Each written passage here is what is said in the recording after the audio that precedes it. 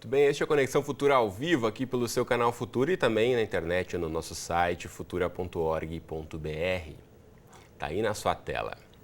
Bom, o Ministério da Saúde estima que até o fim de 2014, mais de 576 mil novos casos de câncer serão diagnosticados no Brasil.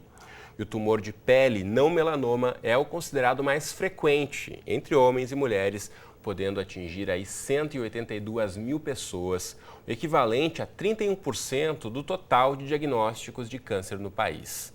Com a chegada da temporada de férias e a maior exposição aos raios do sol, é preciso redobrar os cuidados e focar, é claro, em prevenção. Então, para essa conversa, hoje recebemos aqui no estúdio a Graça Silveira. Ela é dermatologista e também conosco no estúdio está a Adriana Rodrigues, que é editora-chefe do blog Coisas da Gigi, vai compartilhar um pouquinho a história dela aqui. Ela que acabou passando por um processo de câncer de pele, vai contar como foi a recuperação e o diagnóstico. Então você em casa, como sempre, também é nosso convidado aí para tirar todas as suas dúvidas. Participe dessa conversa mandando mensagens, comentários e opiniões para a gente. Nas redes sociais, você pode entrar diretamente em contato conosco aqui no estúdio.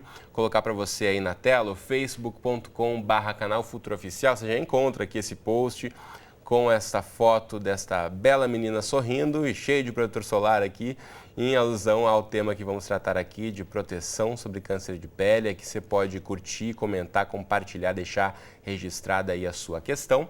Ou ainda na internet, aproveite o Twitter, marcando a sua dúvida com o perfil @canalfutura. Ou também, se não tiver conectado à internet, mas quer entrar em contato conosco, pegue o bom e velho telefone e ligue aí 0 operadora 21 2273 5020. Enquanto você faz isso, dou as boas-vindas às nossas entrevistadas. Graça, tudo bem com você? Tudo bem, bem-vinda. Obrigada. Tudo bom, Adriana? Bem-vinda. Obrigada. Bom, quero começar conversando com a Adriana, que está aqui do meu lado, como eu disse, que passou por uma experiência de ter tido um diagnóstico de câncer de pele. Adriana, como é que foi esse processo? Você pegou o diagnóstico já mais avançado ou no estágio inicial? Como é que foi quando você descobriu que estava com câncer de pele? Bom, boa tarde, Cristiano. O que ocorre? Eu tomei muito sol quando era criança. Esse sol foi acumulando cada vez mais, porque mesmo sendo muito clara, eu tomei muito sol em praia e exposição até uns 15 anos foi muito desenfreada. Já tinha mais ou menos uns 30 anos de idade, eu já notava algumas pintas no meu corpo, como se tivesse uma marca diferente, uma textura diferente, e as dermatologistas passavam ácido tricloroacético para poder queimar e diminuir, regredir aquela situação, aquela anomalia, o crescimento desordenado naquela pinta. E eu cresci fazendo isso, só que eu tive uma lesão na testa que não aparecia muito, não dava muito a entender que era uma desordem celular, e num dia no médico ele chegou e falou: olha, você tem um vaso celular na testa. Eu não sabia necessariamente o que era câncer de pele, como funcionava, mas passou ácido cloracético várias vezes, achou que daria uma casquinha, alguma coisa, não aconteceu, até que ele foi crescendo e comendo em volta. Você não nota, você não sente dor, é uma coisa silenciosa. Até que foi até a testa e eu tive que ir para a mesa de cirurgia, fiz a cirurgia, retirou uma boa parte em volta para que não desse resquício, embora ele pode voltar, não é uma questão de ter tirado e exterminou, tem que ter sempre cuidado, e passou. Ficou uma cicatriz muito boa, muito tranquila. Se você percebe, quem está assistindo e vendo a imagem aqui da Adriana, você não percebe se ela não contar de fato. Ela teve uma boa cicatrização que foi bem no meio da testa, né, Adriana? Bem no meio da testa, quase aquela pintinha onde as indianas têm uma marquinha, é onde eu tenho a cicatriz. E foi muito bem feito. Foi feito aqui no Hospital Central da Aeronáutica, com o Dr. Eduardo, que é oncologista, e ficou perfeito. Isso já tem 15 anos. E desde lá você tem controlado, cuidado mais em relação à exposição ao sol. Eu quero saber um pouco mais desses cuidados daqui a pouquinho. Eu quero saber da Graça em relação ao que a Adriana contou no comecinho da fala dela, né? Enquanto era criança, se expunha muito ao sol. A gente sabe que essa exposição é exacerbada aí ao longo da infância. Se não há um cuidado lá nos anos iniciais da infância, isso lá na frente pode aparecer alguma lesão. Sim. E até como foi o caso dela de um tumor. Então, o tipo de câncer que a Adriana é um exemplo perfeito, né, da pessoa que é mais vulnerável a ter o câncer de pele. que é uma pessoa clara, de pele clara, e que fez uma exposição na infância de forma intermitente. Então, assim, uma atenção para as mamães usarem filtro solar nos seus filhos desde a idade pequena, né? Ter esse hábito de proteger a criança, porque é lá nessa fase que você fazendo essas exposições intermitentes, no futuro você vai realmente aparecer, né, com tumores, com o câncer de pele. Então, ele tem essa característica.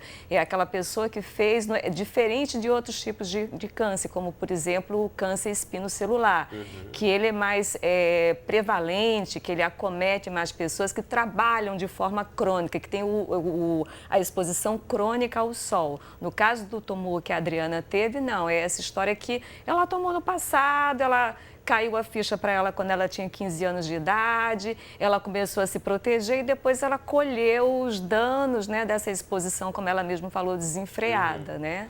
Agora, em relação aos cuidados, o pessoal de casa já está mandando recados aqui para a gente. Eu convido você que quer tirar sua dúvida, entrar aí no nosso perfil no Facebook ou no Twitter, ou ainda ligar para a gente mandando a sua dúvida. Os contatos vão aparecer aí na sua tela, assim como já fez o Reginaldo Araújo pelo Facebook. Obrigado, Reginaldo, pelo recado. E ele quer saber sobre prevenção, Graça. Ele pergunta se o uso do bloqueador solar é o suficiente. Olha, eu diria que começa com o uso do protetor solar.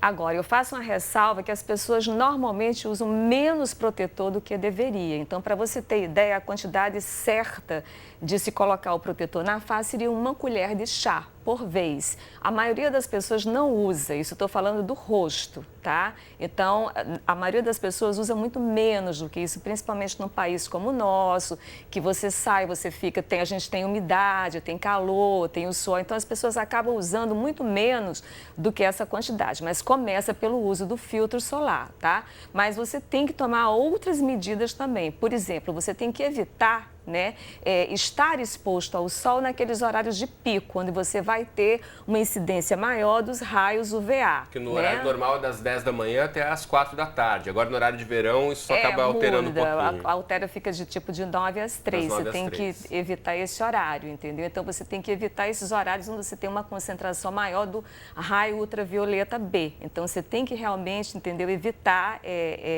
esses horários. Mesmo você indo nos horários, assim, digamos assim, que são menos agressivos, que a radiação é menos agressiva, você tem que usar proteções, digamos assim, físicas, né? Você tem que usar um boné, você tem que usar um chapéu, você tem que se abrigar numa barraca, você tem que reaplicar o filtro solar quando você mergulha, quando você está fazendo um esporte ali ao ar livre, jogando o seu frescobol, enfim. Você está transpirando muito, acaba também saindo. Muito, então o protetor, se entra na água, também sai. Mesmo esses que dizem que tem proteção contra sair na água, mas também não é para o dia todo, não, né? Por algum período o dia todo. O de ideal 2 horas, é que você reaplique o protetor a cada 2 horas, ou se você nadar muito, ou se você transpirar em excesso por um jogo, por uma atividade física, enfim, você tem que, não só o filtro solar, são todas essas medidas que eu já comentei aqui. Bem, em relação a isso, um estudo britânico publicado recentemente faz um alerta aí para quem acha que apenas usando o protetor solar está completamente protegido do câncer de pele.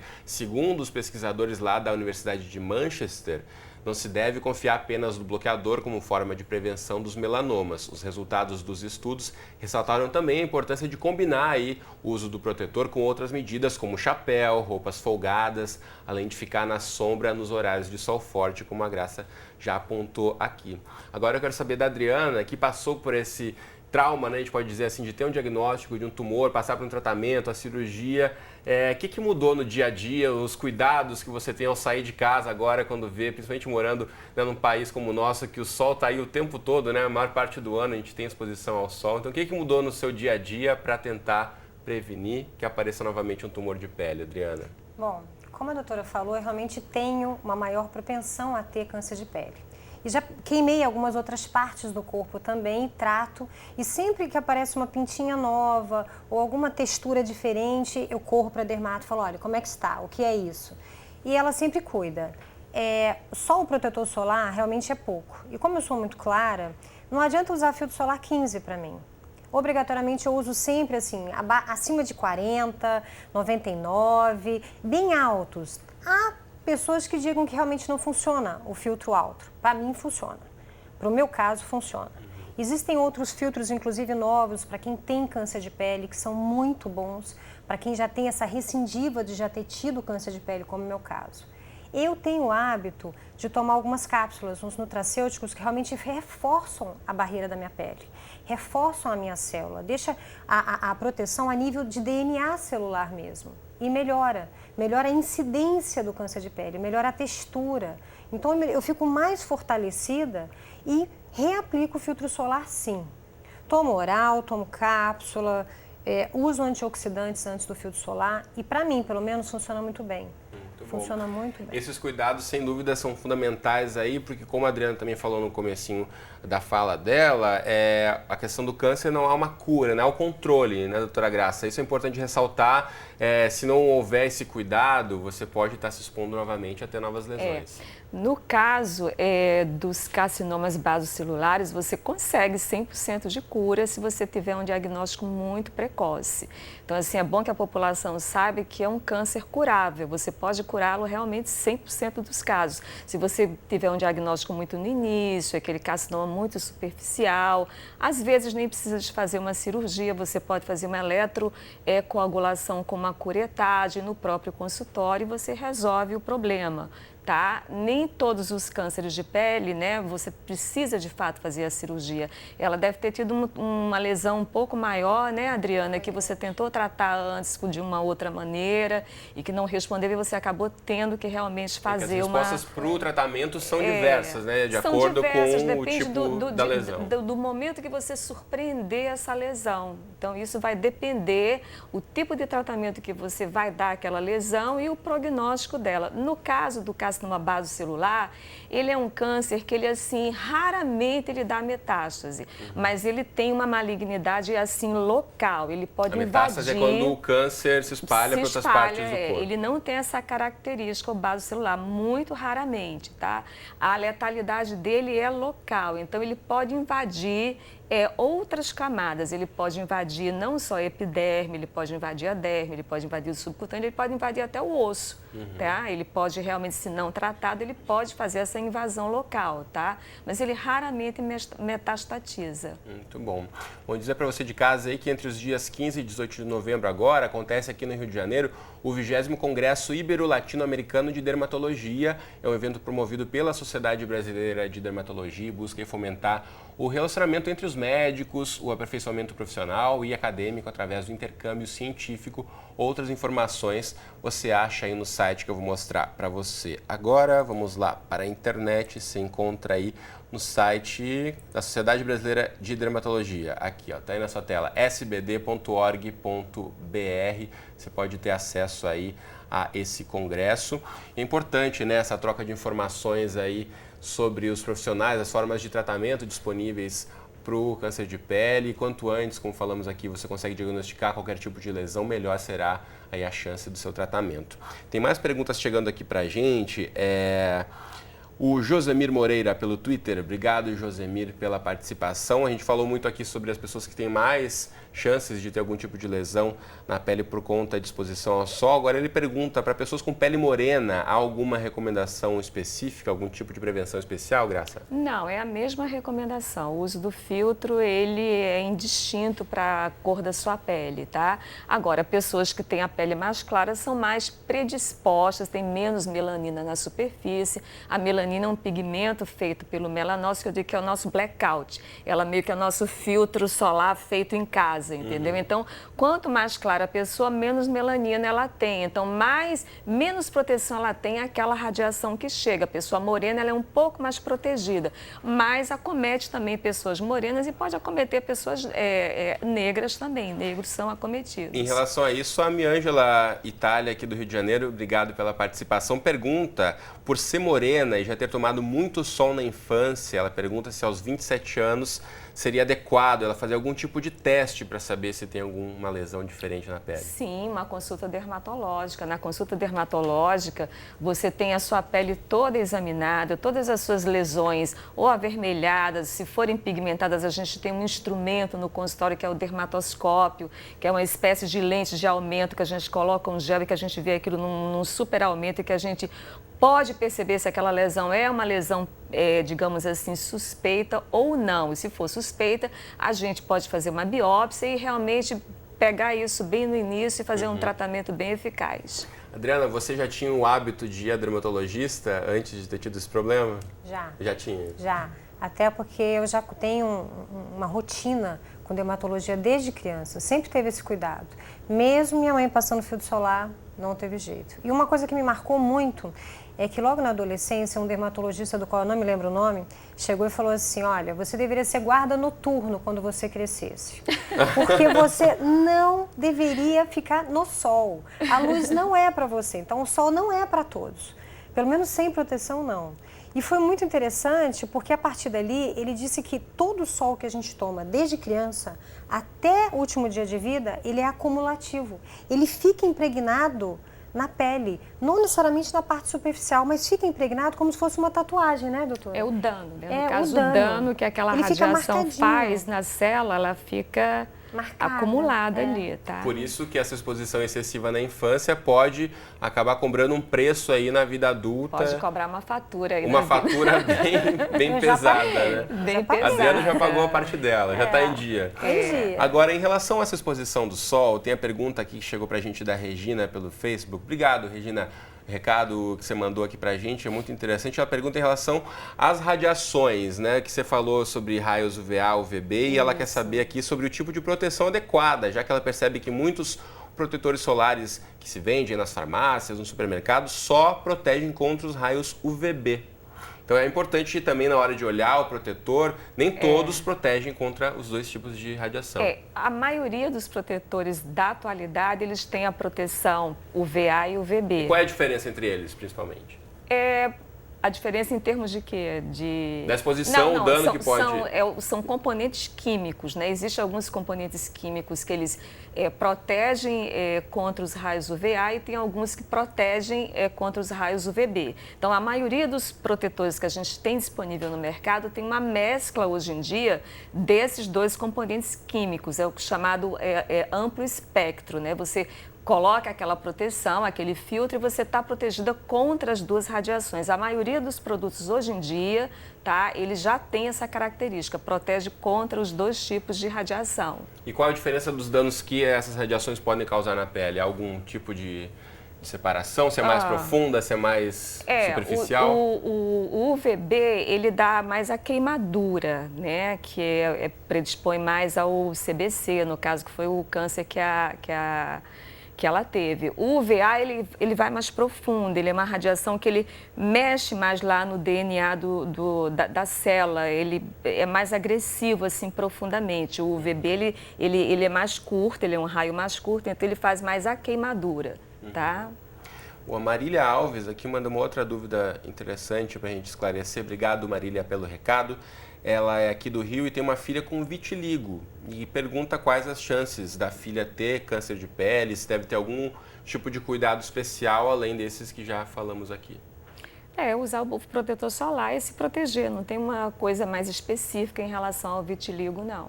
Agora, qual a diferença dos tipos de protetor, né? A Adriana falava aqui que na infância passava o protetor 15, a gente vê aí que parece que a impressão eu tenho, pelo menos, que ao passar do tempo, o fator de proteção tem aumentado, né? Agora você já tem os 60, 70 mais facilmente. Antigamente também era bem difícil você conseguir encontrar um protetor com fator maior. Há muita diferença de um 15 para um 30, do 30 para o 60, Graça? Tem uma diferença, sim, mas, por exemplo, lá nos Estados Unidos houve uma grande modificação, o FDA, que é o órgão que regula os protetores nos Estados Unidos, como se fosse a nossa Anvisa, eles, né? inclusive, eles proibiram a palavra bloqueador solar, porque eles acham que quando você compra um produto que tem escrito bloqueador solar, você acaba relaxando, porque você acha que você está, digamos, blindada, assim, à radiação, tá? Então, assim, em termos estatísticos, um filtro 15, ele vai muito pouco, entendeu? Se você usar um 30 ou um 50, tá? Assim, do ponto de vista do ganho, por exemplo, um 15 protegeria, digamos, 97%, bloquearia, né, atenuaria 95% daquela radiação. Se você vai para um 50, se você vai para um 30, você vai para 98, ou seja, o ganho estatisticamente, digamos assim, medido, ele é pouco. Mas o que eu acho interessante comentar a respeito disso é os tipos de protetor. Você tem duas classes de protetores, os protetores químicos e os protetores físicos. Então, o que é isso, assim, para a gente entender? Para o consumidor que está em casa, para quem está assistindo, como é que consegue diferenciar isso na hora de comprar o produto? Como é que ele consegue diferenciar isso? Os filtros normalmente têm uma mistura dos dois. O protetor químico, o que acontece? Você coloca o produto, aquele produto ele é absorvido pela pele, porque ele é um produto químico, ele recebe a radiação solar, atenua essa radiação e ela é penetrada mais atenuada. Esse é o protetor químico. O protetor físico, não. Ele é, de fato, uma barreira. Ele, de fato, é um filme. É um produto que você coloca, a radiação bate naquele produto e ela é refletida, tá? Então, o que acontece? Às vezes, você pode usar um protetor 30, mas que seja um protetor físico. Ou seja, ele vai te dar uma proteção, porque, assim, o filtro físico, ele, de fato, faz uma barreira física. Então, tem essa situação que você pode, às vezes, usar um filtro 30 e estar na quantidade certa, né? Vamos também enfatizar isso aqui. Você vai estar tão bem protegida quanto um filtro 50, porque aquele protetor, ele faz uma barreira realmente, entendeu? Adriana, você usa qual fator de proteção? Bom, eu tenho vários filtros, mas o que eu mais uso, geralmente por causa do sol do Rio, é o 99. 99? Embora agora eu estou conhecendo um que ele não tem esse fator tão alto e ele é para quem tem recidiva de câncer de pele. Até onde eu sei é o único que tem. Até porque eu procuro muito saber quais são os produtos, o que eu posso usar. O físico, eu noto que não é tão fácil achar o físico. A gente acostuma muito a encontrar o químico. O físico nem tanto, são poucas marcas que tem. São poucas marcas que tem. E alguns misturam os dois, né? A maioria mistura os dois. E tem o químico. Porque o físico, sabe aquela pomada minâncora, o hipoglós, que surfista coloca? O filtro físico, ele não tem uma cosmética assim muito bacana para o dia a dia. Ele dá aquele filme meio branco. Então, por isso que a maioria dos produtos, eles usam um pouco do filtro físico e um pouco do filtro químico, para não ficar aquele aspecto muito até porque a gente ressalta aqui a importância de utilizar protetor solar, não só para ir na praia ou para ir no clube, na piscina, no dia a dia, né? Sair de casa, principalmente cidades como o Rio e no Brasil como um todo, né? A gente tem muita exposição ao sol o tempo todo, então no braço aí você vai trabalhar, quem trabalha na rua, ao ar livre, então é importantíssimo ter esses cuidados todos que a gente está citando aqui. A gente já está encaminhando para o finzinho do programa, eu quero aproveitar e mostrar para você de casa aqui o blog Coisas da Gigi, representado aqui no estúdio pela Adriana, vou colocar aí na tela, inclusive tem a chamada aqui do nosso Conexão Futura de hoje, então você pode aí entrar em contato com a Adriana através desse site que está aí para você e vou aqui mostrar mais um site para você novamente, que eu já chamei antes, que é o da Sociedade Brasileira de Dermatologia, você pode ter acesso aí tanto ao evento que vai acontecer a partir do próximo domingo, que é o Congresso Ibero-Latino-Americano de Dermatologia, como se você também é um paciente e quer ter acesso, saber um pouco mais sobre os médicos credenciados à sociedade, saber se de fato pode confiar no médico que indicaram para você, entre aí e confira tudo através do sbd.org.br. A gente tem muitas outras perguntas que infelizmente aqui não conseguiremos responder, mas de fato acho que as dicas principais são essas, né? Acho que as duas concordam aqui que é se proteger antes de sair de casa. Eu queria falar um pouquinho do câncer melanoma, que é o mais letal dos tumores de pele. Ele não tem uma incidência muito grande, ele corresponde a 4% dos cânceres de pele, entendeu? Mas é um câncer muito letal e a gente tem um ABCDE a respeito disso, de como você diagnostica um câncer de pele, você suspeita de um melanoma, que eu acho bacana falar para a população em geral. A é a simetria. Então, qualquer pinta que você tenha, que ela não seja muito redondinha, é uma pinta suspeita. A de assimetria. B de borda. Quando você tem as bordas dessa pinta muito irregular, é uma coisa que você deve procurar o seu dermatologista. C de cor. É uma lesão que tem marrom, tem preto azulado e avermelhado, umas áreas um pouco esbranquiçadas. C de cor. D de diâmetro. Eu trouxe esse lápis aqui. Qualquer pinta que você tenha que seja maior do que a base de um lápis comum, que é de 6 milímetros, é uma pinta que deve ser vista por um dermatologista. Então, são dicas assim, A, B, C, D, diâmetro, D, E, elevação. Se você tinha aquela lesão plana e ela começou a se elevar. Então, é assim, é um ABCD que a gente tem para, digamos, fazer uma triagem das lesões que possivelmente possam ser lesões malignas e que é fácil da população todo mundo, de fato, fazer até esse autoexame. Um autoexame e verificar se tem alguma alteração. Passar isso para a população. Com certeza. E com isso você também já respondeu aqui a pergunta da Simone Ribeiro, que está com algumas manchinhas, estava com dúvida, isso pode ser algum caso mais grave. Então, Simone, obrigado pelo recado, já teve a sua dúvida respondida aqui pela Graça. Nosso tempo já estourou, infelizmente, então quero agradecer muito, Graça, pela presença aqui comigo hoje. Eu que agradeço. Obrigado, Adriana, por ter compartilhado essa história com a gente também. Nada, sou nossa. Muito bom. Só antes da gente encerrar, mais um recadinho é que eu conto para você que a partir de hoje, dia 14 de novembro, o Telecurso está disponível em uma plataforma digital lá no portal globo.com. Reúne aí teleaulas organizadas por nível de ensino e disciplinas, material didático e orientações para quem deseja estudar em sala de aula ou por conta própria, além de outras novidades com atualização diária. O Telecurso é uma tecnologia educacional reconhecida pelo Ministério da Educação que oferece escolaridade básica de qualidade a quem precisa. É uma iniciativa muito legal aí da Fundação Roberto Marinho, em parceria com a Fiesp, a Federação das Indústrias do Estado de São Paulo.